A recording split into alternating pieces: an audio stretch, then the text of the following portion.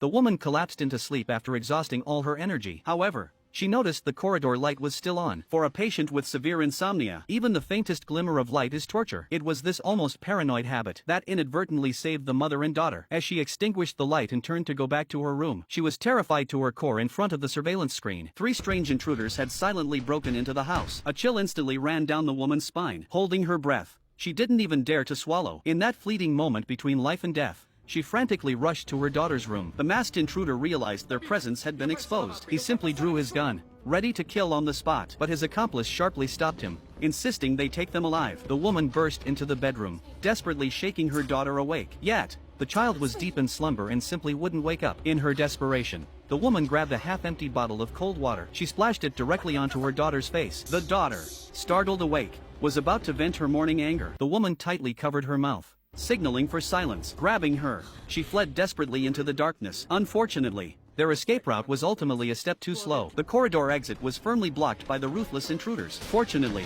there was a small elevator hidden inside the villa. With their lives hanging by a thread, the mother and daughter dashed into the cabin. Shutting the door, they blocked the grim face of death outside. Seeing their prey escaping downward in the elevator, the intruder immediately called for his accomplice on the second floor to intercept. The man sprinted wildly to the elevator entrance. He frantically pressed the stop button like a madman, only to find the control panel had long been completely disabled. At that moment, the still terrified daughter remembered. At the far end of the second floor corridor, there was a hidden panic room. The two quickly pressed the emergency brake button. The man waited desperately at the first floor entrance. After a long wait, there was still no sign of the elevator landing. His pupils contracted sharply as he realized he'd fallen for a decoy. By the time he rushed back up to the second floor for support, the mother and daughter were already running for their lives. They strained with all their might toward that final line of defense. Just as the intruder's fingertips were about to touch the door, the two tumbled and scrambled into the panic room. Realizing he had been played for a fool, the man raised his iron fists, venting his fury on the heavy metal door. But this safe room, built at great expense, was designed precisely for extreme scenarios like robberies. No matter how he roared and charged, it remained unmoved. The terrified mother and daughter slumped to the floor. Only at that moment did they dare to take deep breaths of fresh air. After calming down for a moment, the woman tremblingly grabbed the phone,